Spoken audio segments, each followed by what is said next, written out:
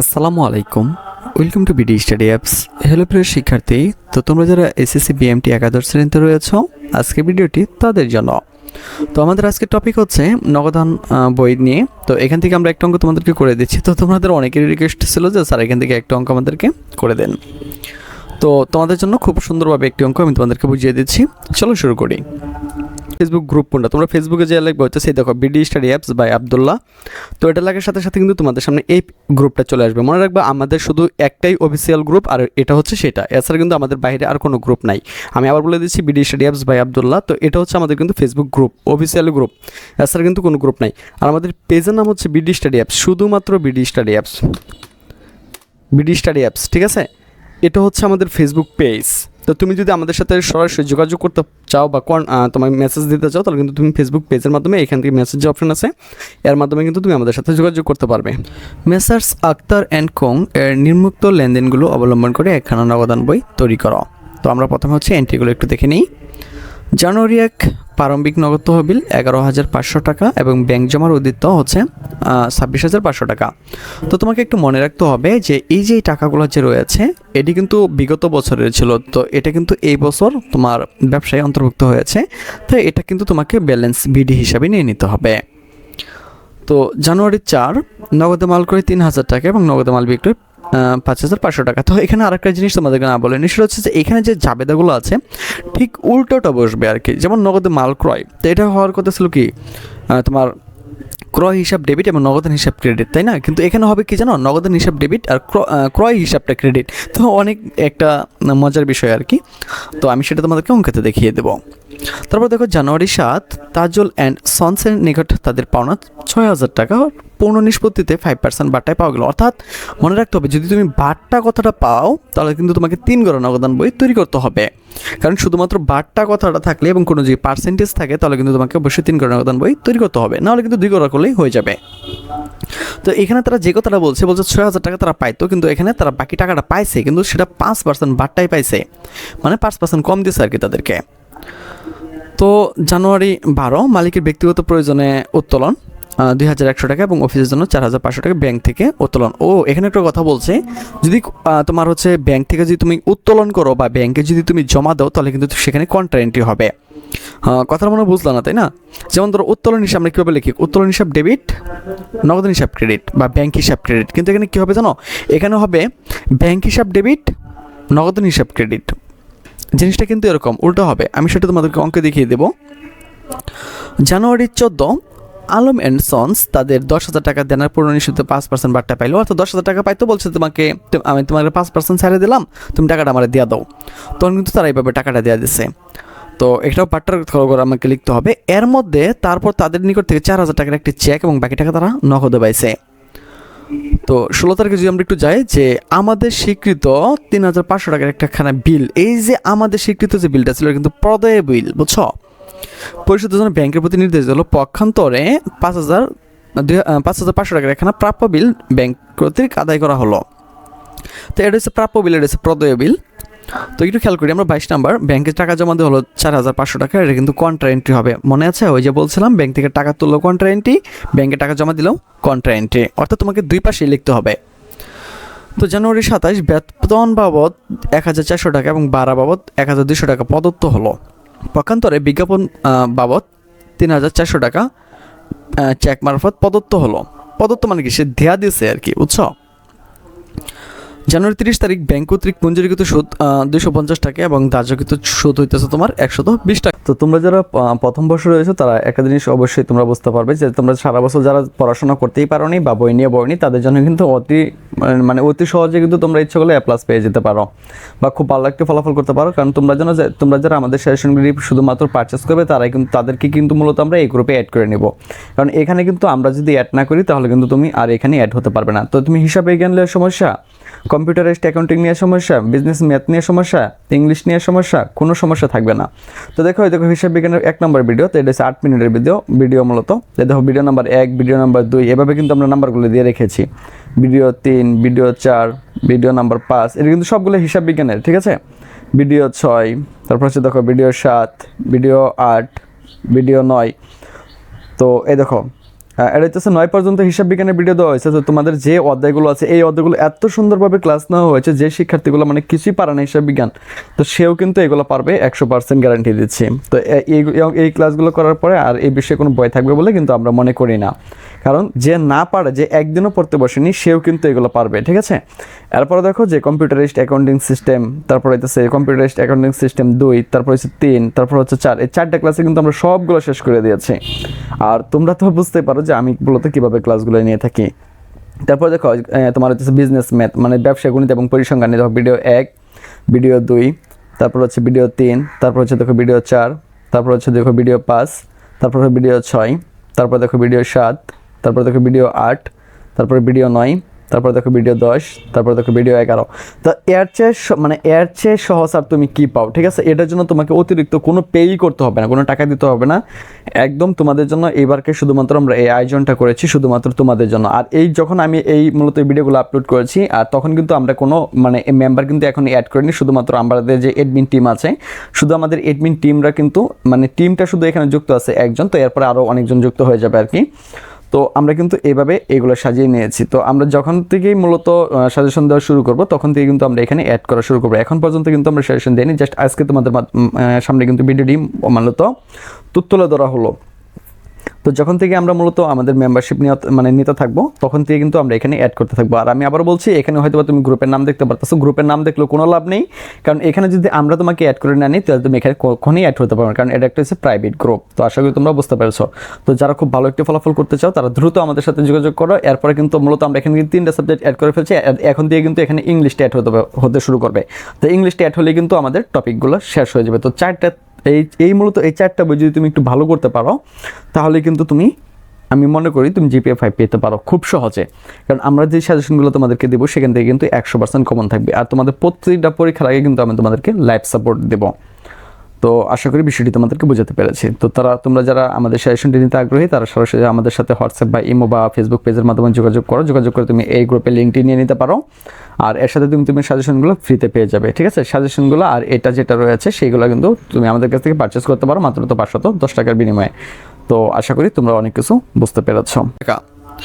এবং সর্বশেষ জানুয়ারি 31 তারিখ নগদ উত্তীর্ণদের তোমার 9,200 টাকা হাতে রেখে বাকি টাকা ব্যাংকে জমা দেওয়া হয়েছে। তো এখন আমাদেরকে যেটা করতে হবে, একটা ঘর তৈরি করতে হবে। তো এখানে ঘর লিখতে হবে তোমাকে 14টা, কারণ 7টা করে 14টা ঘর হবে।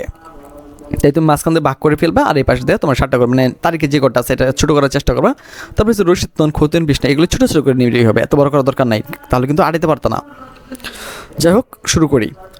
তো 2019 সালের প্রথমে ব্যালেন্স বিডিটা আমাকে এ পাশে আনতে হবে। তো 11,500 টাকার নগদ ছিল, আর ব্যাংক ছিল তোমার 26,500 টাকা। এটা হচ্ছে এই টাকাটা, এই যে 11,500 টাকা এবং ব্যাংক জমা দিত 26,500 টাকা।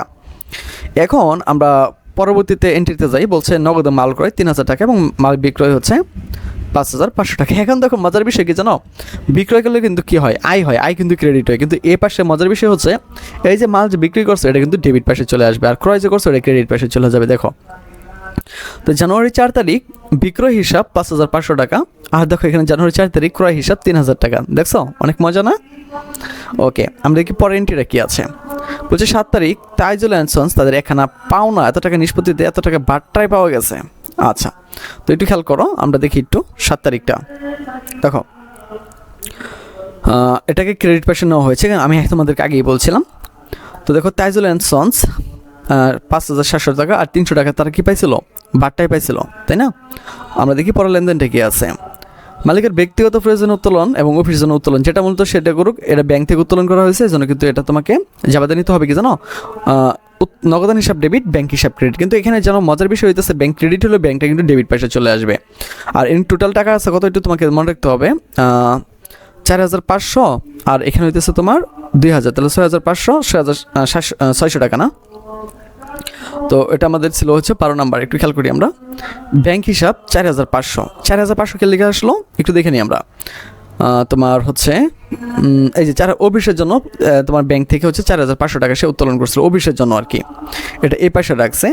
ঠিক একইভাবে তোমার এটা ওই পাশে তখন নিয়ে গেছে, এই দেখো নগদান হিসাব 4,500, উত্তোলন হিসাব 2,100 টাকা।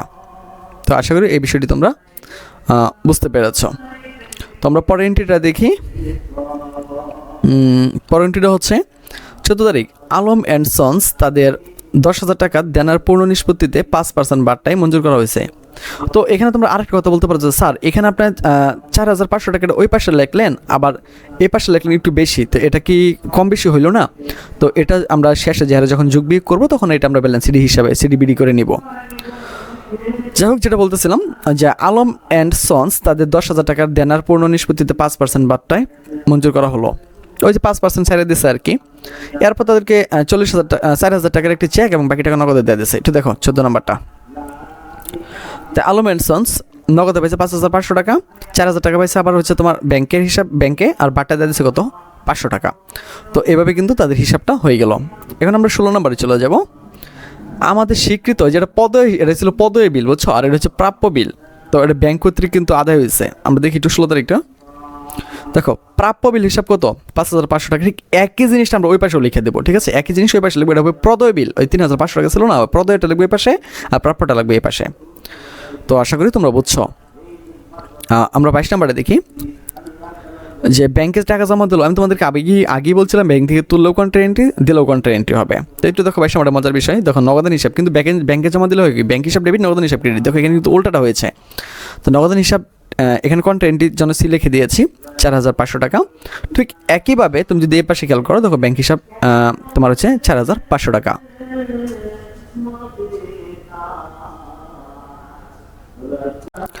তো এরপর আমরা যেটা করবো সেটা হচ্ছে আমরা পরের জাবেদাতে চলে যাব। তো এই পরের জাবেদাটা আমরা একটু দেখি 27 নম্বরে। বেতন বাবদ 1,400 টাকা এবং ভাড়া বাবদ 1,200 টাকা প্রদত্ত হলো, মানে কি এটা দেওয়া দিয়েছে সে। পক্ষান্তরে বিজ্ঞাপন খরচ তোমার হইতেছে 3,400 টাকা চেক মারফত প্রদত্ত হলো। তো 27 তারিখে জাবেদাটা কীভাবে একটু খেয়াল করো। দেখো বেতন হিসাব এই যেটা 1,400 টাকা, ভাড়া হিসাব 1,200 টাকা, কিন্তু বিজ্ঞাপন হিসাবটা তোমার এই ঘরে চলে আসছে, ঠিক আছে?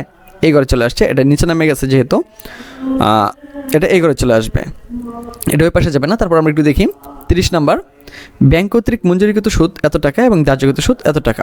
তো এটা আমরা লিখে দেবো খুব সহজেই, উভয় পাশে লিখতে হবে। তো ব্যাংক সুদ হিসাব 250 টাকা। তো আমরা এবার এ পাশেও লিখবো যে ব্যাংক চার্জ হিসাব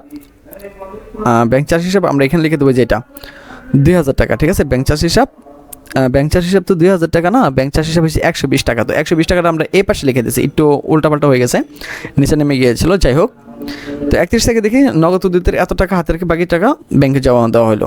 তো এখন তোমাকে যেটা করতে হবে, নগদ উদ্যোগের বাকি টাকাটা কি তোমাকে ব্যাংকে জমা দিতে হবে। হ্যাঁ, তো 31 থেকে আমার দেখো নগদ উদ্যোগ যেটা রয়েছিল, তো আমরা উভয় পক্ষে তোমার যোগ বিয়োগ করে নেব। তারপরে এখান থেকে আমরা 2,000 টাকা এই পাশে লিখে দেবো, আবার এই পাশেও তোমাকে 2,000 টাকা লিখে দেবো।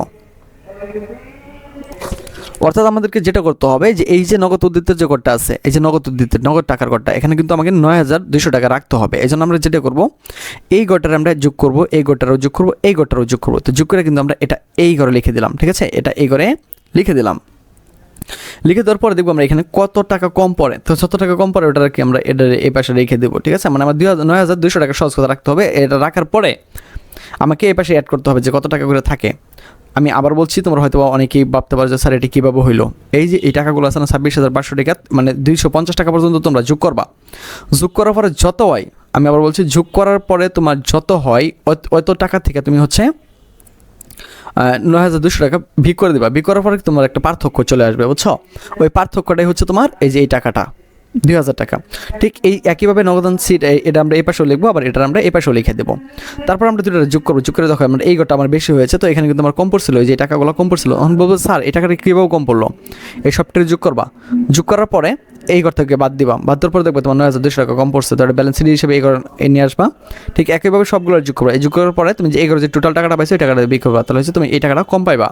পরে এই টাকাটা এই ঘরে লিখে দেবা ব্যালেন্স শিট হিসাবে। পরে সবগুলো শুধু নামাই দেবা। এই যখন নামাই দিছি, এই যে নামাই দিছি, তো এটা ব্যালেন্স শিট ছিল, যেহেতু ব্যালেন্স শিট ছিল, তো পরবর্তী মাসে এটা ব্যালেন্স বিডি হয়ে যাবে। তাই ফেব্রুয়ারি 1 তারিখ ব্যালেন্স বিডি। তো আমরা এই টাকাটা যে টাকাটা এই পাশে দিয়েছিলাম, মানে এই যে পাশে দিয়েছিলাম 9,200, 29,130, এটা আমরা এই পাশে দেখিয়ে দেবো। তো আশা করি তোমরা বুঝতে পেরেছ। তো তোমরা আমি তোমাদেরকে বলবো যে তোমরা তো ভিডিওটি 2-3 বার দেখে নিও। তো আশা করি এরপর কোনো সমস্যা থাকবে না। আর যদি সমস্যা হয় তাহলে আমি এই বিষয় নিয়ে আবার কথা বলবো। তো আজ এখান থেকে বিদায় নিচ্ছি। কথা হচ্ছে একটা নতুন ভিডিওতে। সে পর্যন্ত সকলে ভালো থাকো, সুস্থ থাকো এবং সাথেই থাকো বিডি স্টাডি অ্যাপসের। তাহলে চলুন দেখে নেওয়া যাক যে আমাদের সাজেশন থেকে কেমন কমন পড়ে, তার কিছু নমুনা আপনাদেরকে দেখিয়ে দিই। তাহলে বুঝতে পারবেন যে আমাদের সাজেশনগুলো কেমন কমন পড়ে। তো অনেক সুন্দরভাবে আপনি বোঝান এবং কমনও পাওয়া যায়। তাই আপনাকে থ্যাংক ইউ। বায়ার যদি 2023 সালের ব্যবসায়ী সংগঠন ব্যবস্থাপনা পাওয়া যেত মানে খুব ভালো লাগতো। যাই হোক, বিএম শাখার আরও ভিডিও দেন, ব্যবসা আরও দেখাই ব্যবসায়ী সংগঠন 2 এই প্রশ্নগুলো সাজেশন দিন প্লিজ।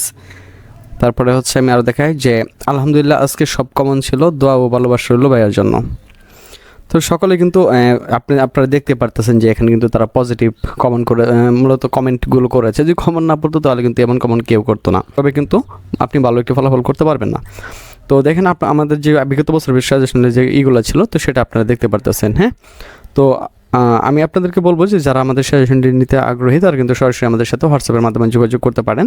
হোয়াটসঅ্যাপের মাধ্যমে যোগাযোগ করে বা ফেসবুক পেজের মাধ্যমে যোগাযোগ করে আপনি আমাদের সাজেশনটা নিয়ে নিতে পারেন। তো আশা করি বিষয়টি আপনাদেরকে বোঝাতে পেরেছি।